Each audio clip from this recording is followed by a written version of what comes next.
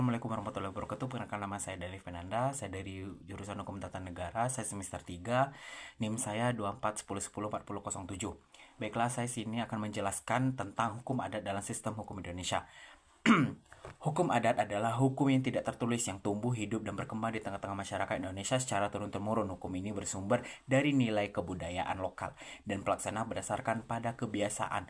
Hukum adat tidak dibuat oleh lembaga legislatif, tetapi diakui keberadaannya karena dipatuhi oleh masyarakat dan mengandung sanksi sosial hukum.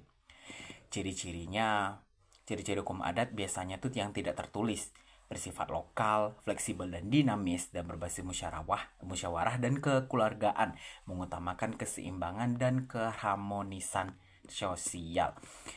Dan juga hukum adat telah diakui secara eksplisit dalam Undang-Undang Dasar 1945 dalam pasal 18B ayat 2 yang berbunyi, negara mengakui dan menghormati kesatuan masyarakat, hukum adat beserta hak-hak tradisional sepanjang masih hidup dan sesuai perkembangan masyarakat dan prinsip Negara Kesatuan Republik Indonesia.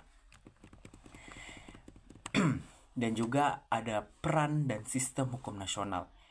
Hukum adat menjadi salah satu sumber hukum nasional bersama dengan hukum barat, hukum Islam, dan hukum nasional yang dikodifikasikan.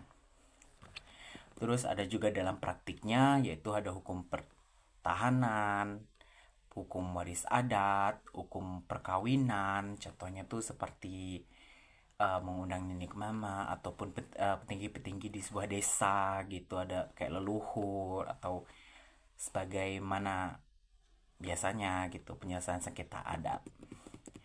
Dari yang saya rangkum dan ada juga beberapa contoh yang telah saya dapat, yaitu contoh pertama adalah tanah ulayat di Minangkabau yang dikuasai oleh kaum perempuan dan tidak boleh dijual belikan secara bebas.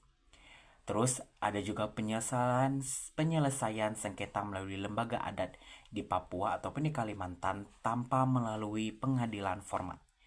Terus juga ada juga upacara adat dalam pernikahan yang diatur oleh hukum adat setempat.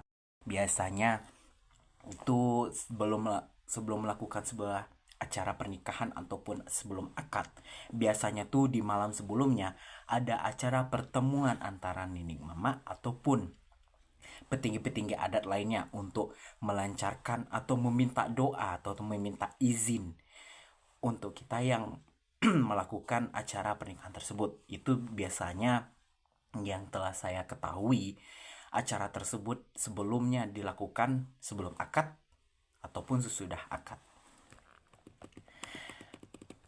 Terus tantangan dan perkembangannya, yang pertama itu moderasi hukum dan kekurangan kodifikasi dan potensi diskriminasi dan dualisme hukum.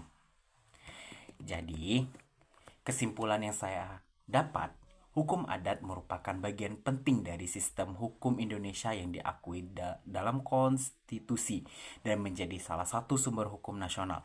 Meskipun tidak tertulis, hukum adat hidup dalam praktik masyarakat dan menjadi cerminan nilai-nilai lokal tentang adalah bagaimana hukum adat dapat beradaptasi dengan hukum modern tanpa kehilangan jati dirinya. Sekian dari saya. Assalamualaikum.